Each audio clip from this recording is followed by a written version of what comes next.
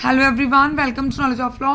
बहुत सारे व्यूवर्स ऐसे हैं जिनके जैसे कि उनके माइंड में डाउट है कि मैम हम अपने आप को एज ए रजिस्ट्रेशन कहाँ से करवाएं, स्टेट बार काउंसिल में करवाएं या फिर हम डिस्ट्रिक्ट बार में करवा लें।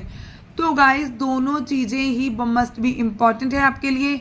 अगर आप कोर्ट में प्रैक्टिस करना चाहते हो या फिर आप एज एन जज की जुडिशरी की तैयारी करना चाहते हो, जज के एग्ज़ाम की। कैसे भाई, वन बाय वन बताती हूँ। फर्स्ट सब्जेक्ट LLB कंप्लीट हुई। LLB के साथ ही लास्ट सेम में अगर आपका रिजल्ट क्लियर है तो आप लास्ट सेम में चाहे 5C हो चाहे TY हो, आप एलिजिबल हो ऑल इंडिया बार एग्जाम देने के लिए।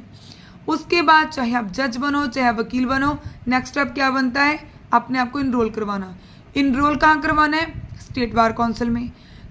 मतलब फॉर एग्जाम्पल मैं कहाँ की हूँ भाई, मैं पंजाब की हूँ, तो मेरी कौन सी स्टेट बार काउंसिल बनी? मेरी पंजाब एंड हरियाणा। आप जहाँ के भी हो वहाँ पर देख लेना। ठीक, अपने आप को इनरोल करवा दिया, आपको लाइसेंस मिल गया सेकंड स्टेप में। अब क्या है, आपको प्रैक्टिस कहाँ पर करनी है? आप डेली की सीनियर के अंडर में प्रैक्टिस करते हो, जहाँ अपने छोटे मोटे काम पकड़ के कहाँ पर करते हो, कौन से डिस्ट्रिक्ट में करते हो। जहाँ पर भी डिस्ट्रिक्ट में आप प्रैक्टिस करना चाहते हो जिस सीनियर के अंडर, वहाँ की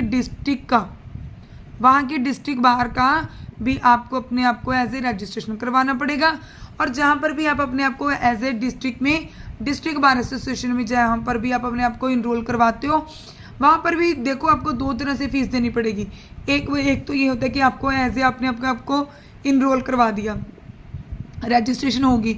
उसके बाद चाहे तो आप लाइफ टाइम की, ठीक है, पेमेंट कर दो, या फिर आप एनुअल एक साल के बाद 1 by 1, ठीक है, हर साल आप फीस दे सकते हो। आपको रजिस्ट्रेशन कराना पड़ेगा। अब मैं बता दूं कि भाई सर्टिफिकेट, आप COP सर्टिफिकेट ऑफ प्रैक्टिस भाई आपको मिलता है जैसे कि आपने ऑल इंडिया बार एग्ज़ाम दिया है। ठीक, एक तो वो हो गया।